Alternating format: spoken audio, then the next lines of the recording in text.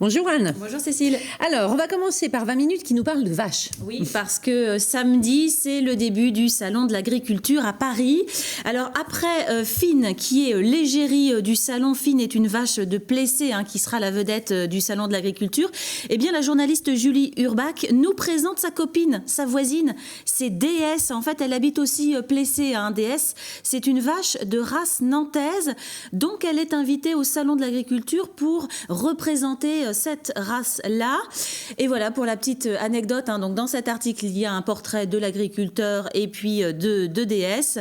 Voilà, DS va quitter la campagne de Plessé pour l'effervescence du Salon de l'Agriculture. Alors pour la préparer, on lui met la radio à fond et on lui parle beaucoup. Qu'elle soit habituée au bruit. Allez, dans Presse Océan, rien à voir, on parle de mode. Oui, de mode éthique particulièrement. Alors ce sont tous ces vêtements dont on fait attention à la fabrication et à la matière première aussi, notamment les vêtements en coton bio. Et depuis quelques mois, il y a de plus en plus de boutiques qui ouvrent sur Nantes.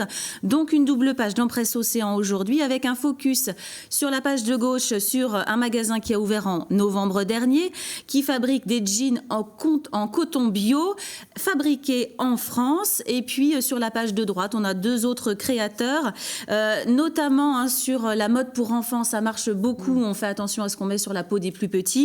Il y a la marque Lililotte par exemple, et là on découvre en fait que on peut être bioéthique, mais on fabrique pas forcément en France parce que ça coûte cher, toutes ces marques de vêtements, évidemment les prix sont un peu plus élevés.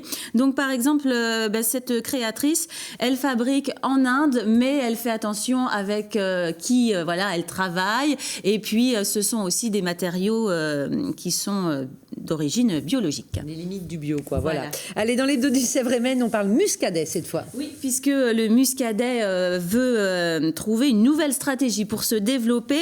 Il y a une fédération qui a été renouvelée au niveau du muscadet pour promouvoir d'une meilleure façon le vin. 2016 n'avait pas été terrible pour le muscadet, donc ils repartent cette année avec de nouvelles identités. Par exemple, la marinière, on voit la petite photo. Voilà, le symbole, c'est d'essayer de se tourner aussi un petit peu plus vers l'océan. Et puis je termine, vous en avez parlé avec le meeting de Marine Le Pen, c'est dans Ouest France aujourd'hui, avec une interview d'Alain Vélo, le secrétaire départemental, qui explique que oui, si le score du FN est faible chez nous, en tout cas, il s'attend à ce qu'on fasse mieux l'année prochaine, en 2012, pardon, et puis avec les perturbations qui sont prévues ce week-end. Merci beaucoup Anne.